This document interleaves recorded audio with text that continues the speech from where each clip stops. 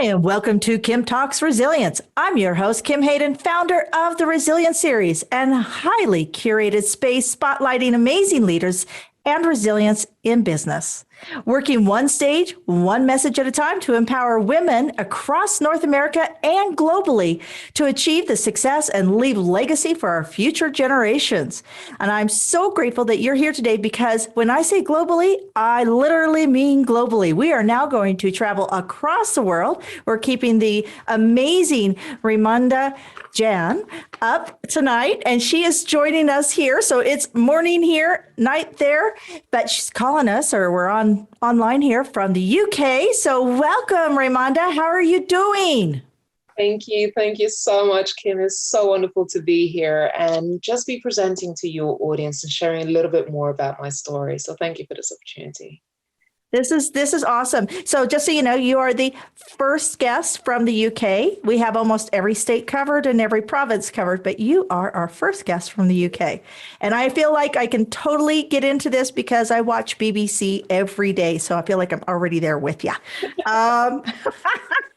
So Raimonda, let's just jump right into this. Can you share with the audience who you are and what you do? Yes, absolutely. So my name is Raimonda Jan. I am originally from Lithuania. I lived in the UK for more than 20 years, and I am a serial entrepreneur. I am also a podcast host, a founder of a women empowerment platform called Women in Business Club. And I'm also an author, and I love to support other female entrepreneurs in helping them to raise their profile, their visibility as authority, as speakers, coaches, experts, and really do that through public speaking, authority building, and just positioning them in the market space online. Amazing. What has led you in this path? Because first of all, how many languages do you speak? Because I'm guessing a couple.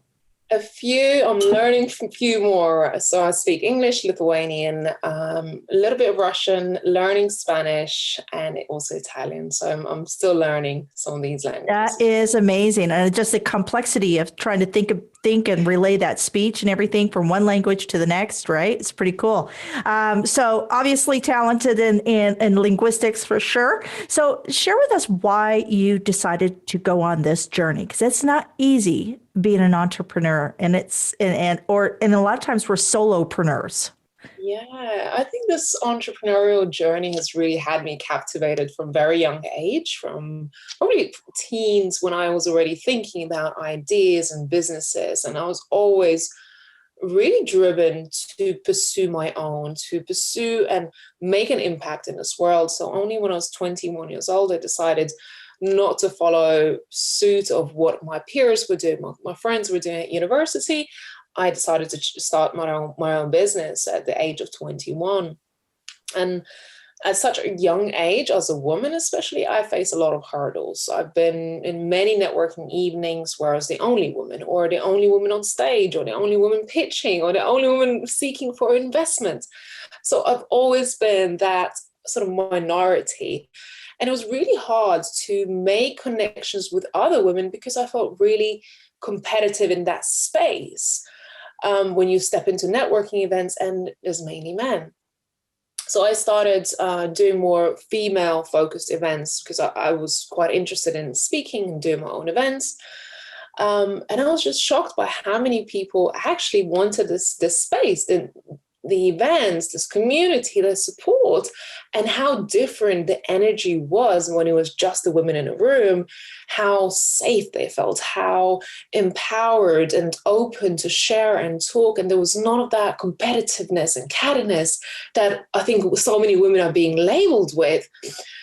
I found myself in this space where I wanted to stay, and I think more women wanted more of this. So I ended up building a community in a very, very organic way, which is now an international platform called Women in Business Club. And yeah, we do international events. I spotlight women who have incredible stories through our community and events, and just collaboration, just so beautiful doing it together. I absolutely agree. I believe collaboration, I think we have to shift from that silohood to the sisterhood.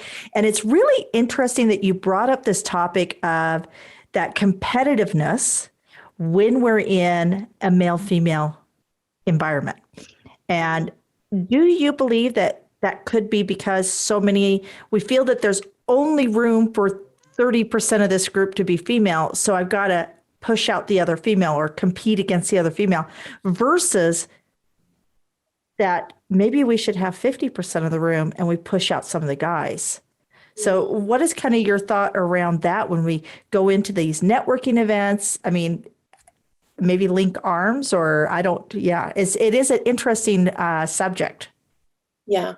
I don't think it's about fighting for power, let's say, with men. I think there is so much social conditioning that has been happening where women has been perceived a certain way. And when we step in, and unfortunately, not every woman has had that experience. So these social networks, the communities, the work environment that maybe another woman has been spent more time in, the natural social conditioning is that competitiveness.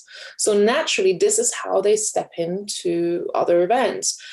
But I think every time I do an event and we only, let's say mostly 90% would be women in the room, as soon as they come in, they come into the event, they just ease, their energy ease, they're excited about hearing other women's stories, they celebrate. I think it's so much about the energy that we, especially as hosts or people who go to these events, we carry within ourselves, because that's the only thing that we can really do. And when we do have this, I'm open, I'm supportive, I am coming from a place of collaboration and celebrating you. Absolutely. The other person has no choice but also embrace the same way, and you attract the same. So that's what I truly believe in. I absolutely agree. I do believe that we attract like energy, and that comes back to the old saying of you are the sum of those you surround yourself with. So I do agree that there is definitely a need and a drive for these type of spaces so we can reset kind of our mental awareness of how we're engaging and collaborating. So you are one of the guest speakers that's been invited to the inaugural Resilient Women in Business here in Canada. And what I want you to do is think kind of deep. Can you give me an example of how you've had to be resilient and how it's affected your business? Oh, I think the whole business having to be resilient to go through it, to stay with it, because a lot of the times you're faced with so many challenges, and especially at the beginning of your business, things are not easy. And even when you become successful, it's that maintaining that success that sometimes is as hard as it is getting there. So that resilience, I think the more you go on to this journey of entrepreneurship, which I also call it a personal development journey. Okay, because naturally, if you're really passionate and driven and dedicated to your business, naturally you will go through the process of personal development, through personal growth. You will want to become a better leader, a better speaker, a better entrepreneur.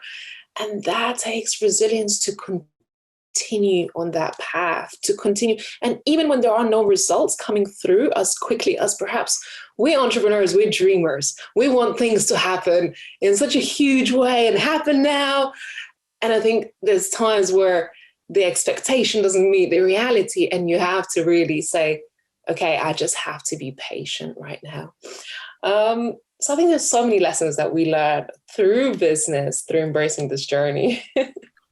And entrepreneurship is not for everyone, and that's okay too. Like knowing where your comfort zone is, knowing where your risk level is. There is a certain risk level that you have to have some tolerance for. Do you have some recommendations or ideas of how entrepreneurs, especially new entrepreneurs? Like I know a gal who is just a wee bit younger than myself, and she just left a very secure job at a dental office after 30 years to launch a business. And it's scary. Is there some advice or insight that you would share with somebody like that? Yeah, I think risk taking is a little bit of that kind of innate feeling that you have. And it's kind of fight or flight, right? If someone says jump, there's people going to say, oh, hold on a minute. And there's people who are just going to jump and have that leap of faith, right? To just jump and just believe that whatever happens, they'll figure it out. Entrepreneurs, the real entrepreneurs who continuously keep going, are the ones that keep jumping. And it doesn't mean that they always have a parachute. It doesn't mean that they always have a plan or have it all figured out. And it doesn't mean they always win. But it's being okay with that, being okay with taking a risk and saying, no matter what happens, I will figure it out, and being detached from the final outcome to say, no matter how this works out, I will find the good side in it. Right? I will find the experience in it. So a lot of the times people don't launch anything because they're too afraid. They build up to it. And when they do launch, sometimes it's too late, or sometimes, again, it doesn't meet their expectation. They leave very disappointed. So just do what you can, enjoy the journey, take the leap. And with anything in life, there is risk. And there's always, that chance of something not working out. But it's not a failure. It's just an experience. Absolutely. It's kind of like having children. You never know what you're going to get, and you can only cross your fingers and hope for the best half the time. Now, you've tapped on the not knowing if it's always going to work out and such, right? And we know that a lot of female business owners are forced to be resilient out of necessity, right? Out of necessity and circumstances. There's that old saying, necessity is the mother of all invention. And I swear they're writing that about women. How does one future-proof their company to build resiliency within it? Like what are some ideas around? Because like you said, not every time they succeed, and sometimes they don't look like what you thought they were going to look like. What are some ways or some safeguards to future-proof that? Yeah. We can't safe-proof everything, unfortunately, or fail-proof everything. I think having the right values, having the right purpose of why you're doing it, and instilling a certain mindset within your own team. Especially for those of you who are perhaps a little bit further forward in your journey and you have a team around you. I think coming from a mindset of it's okay to fail, it's okay to learn, but my dedication to this is so strong, and I will do whatever it takes, and I will go over and above the average Joe to achieve results, and building in that reward system, not only just for yourself, but your team members. Why should they care? Why should they go that extra mile? What's in it for them, right? What's their reward? Why should they be invested? Because with any business, we entrepreneurs are dream sellers. We sell that dream to our customers, our clients, also our team, our families, right? We have to sell the dream. And only when you sold a dream and people are so behind it, like if you look at Apple and Steve Jobs, his customers are his biggest evangelists. Oh, yeah, absolutely. Absolutely. Resilient. That's where that business resilience comes in, when you have a business, a team, and your own mindset is so strong and people are so behind it, that no matter what happens to you, they will want to finish your job. Awesome. So yeah, I totally agree. I have found I've been fairly fortunate in my life because I can kind of see the map of where I need to go or what I need to do, no matter kind of what position I'm in. So I've had an opportunity to be very successful at real estate. But the reality is does come back to purpose and passion, because and it's okay to move on. Like I was very good at real estate. I was, 6 and 7 figure repeatedly. I was in the top 5% of real estate pay when we look at the statistics. But sometimes it's okay to evolve. What do you say to somebody who has built something and they're just not still present? They're kind of starting to get a little itchy. What would you share with that if you were coaching that person and they're going, it's something's not sitting right? Something is missing. There are many reasons why this could happen. And sometimes we build ourselves a business which we think is a dream business, but we're building ourselves a box. We're building ourselves a job. That's good. So I think starting with the question of how do I want my life to look like, and then building the rest of it around it, because we romanticize and idolize the idea of what kind of business I want to do, but we don't always structure it in a way that will fit your lifestyle and what you need, you as a business owner. So as an entrepreneur, I've realized very quickly what it means to create a business that will give you a job and what will it mean to create a business that will give you freedom. And over the years, I have focused more on creating a lifestyle. And if you have to, I have had to walk away from many commitments in my life to reinvent my life to fit the vision that I have had for myself. And that has not been easy, but that is what I wanted for myself. And I went for it. Oh, I agree. They say good is the enemy of great. It's easy to stay with something and it's very scary sometimes to step out of something that, okay, I've built this. I have X amount of dollars coming in. I'm good. But it's not where the passion is anymore. So it's really hard to keep it on track. So when we talk about keeping on track, obviously a good book, right? So first of all, tell us a little bit about your book. You're a published author. And then tell me what book you would recommend all women read aside from yours. Yeah. Well, the book that I have co-authored, this completely happened by chance, and the timing that was just completely happened, the right project at the right time. So I co-authored a book called The Younger Self Letters, and it's a compilation book. Yeah.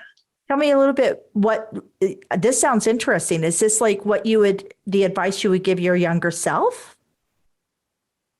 Correct. Yes. So finding yourself in a moment in time in your life, which was a big turning point, or a period where you really felt and experienced trials and tribulations, and how were you able to rebuild yourself after that? And, I've spoken to many authors in this book, and we all have gone through almost a life-changing experience through authoring this book. And I wrote about a period in my life where I lost my voice through a relationship that didn't go the right way. It was toxic. And at the end, it felt so traumatic to me that it has actually left me without my voice for 2 years. And I wasn't able to mentally, not necessarily physically, I was not able to speak. And it has taken me many years to actually build back my confidence, build back my identity as a person, as a woman, because I felt like everything was taken away from me.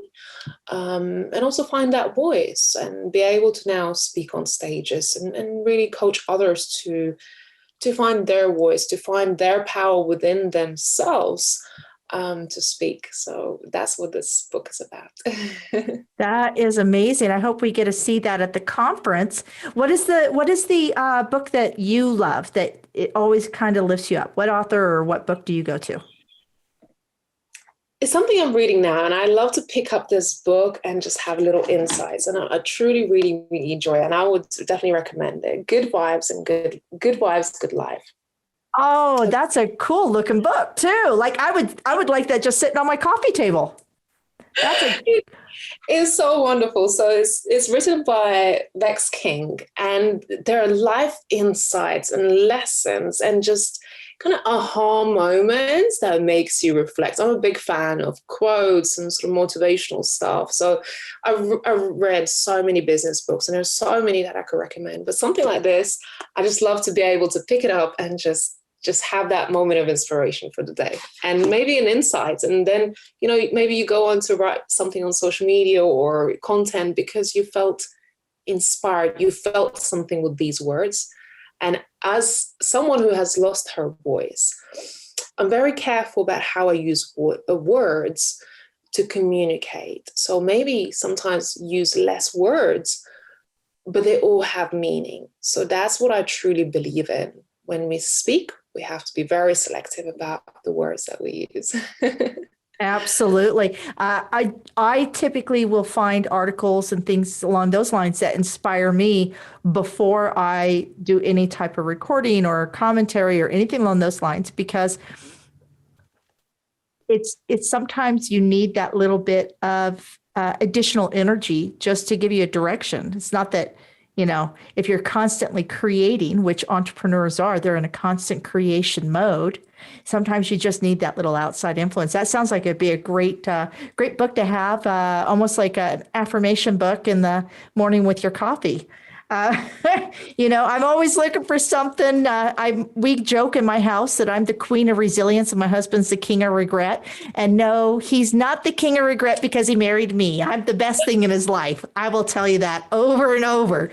But yeah, we all joke because he's the pessimist and I'm the optimist, and we always find a way to meet in the center. And yeah, our poor children, I'm telling you, like these kids, they barely survived childhood with the two of us. What is the one piece of advice or quote that has been your North Star? Oh, I think it really evolves and changes over time. And I feel like I've been through many lifetimes already. And as you go through it, things do change and evolve. But there's something that I have been using for quite a while, and that is believe, achieve, and inspire. Okay, so believe first for me is about believing in yourself, believing in your vision, and believing in your truth, your own truth.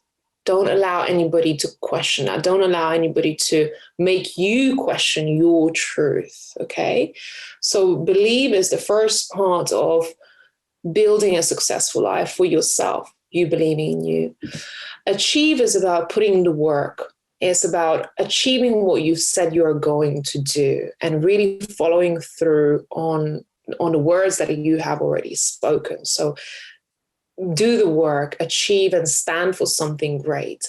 And then inspire is almost giving back. You have learned something. This is your time to give back. This is your time to serve.